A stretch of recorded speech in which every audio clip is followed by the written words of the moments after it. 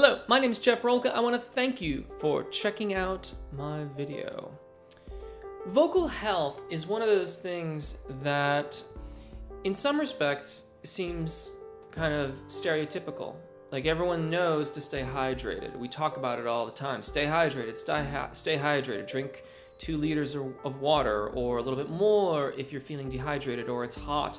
Or if it's cold, make sure you're staying hydrated. Even when it's cold, you can get dehydrated.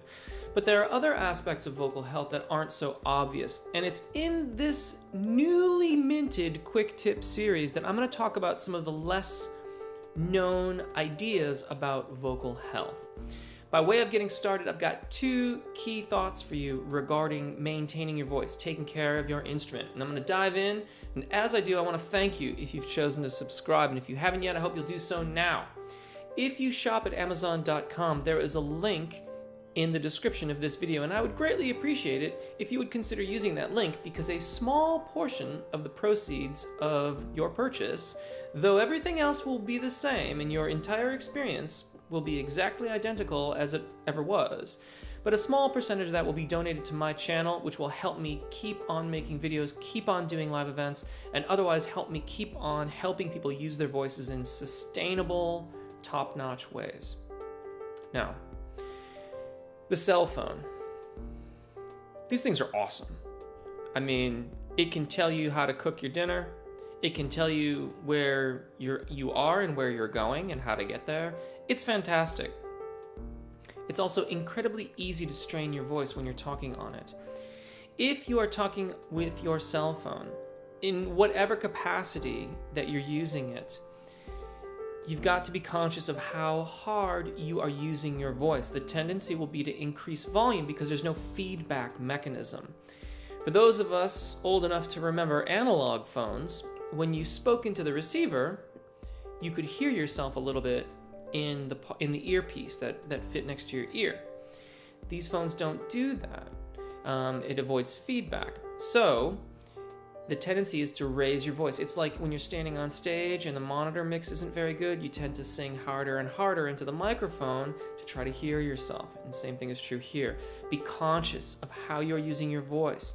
Try to limit your conversations. And obviously, you can't limit your conversations all the time, but if you're getting ready for a show, if you're backstage, if you have a show the next day, and you want to try to take it easy on your voice, watch how you're using your mobile phone. Try to keep your voice at a reasonable volume. Your other party will tell you if they cannot hear you.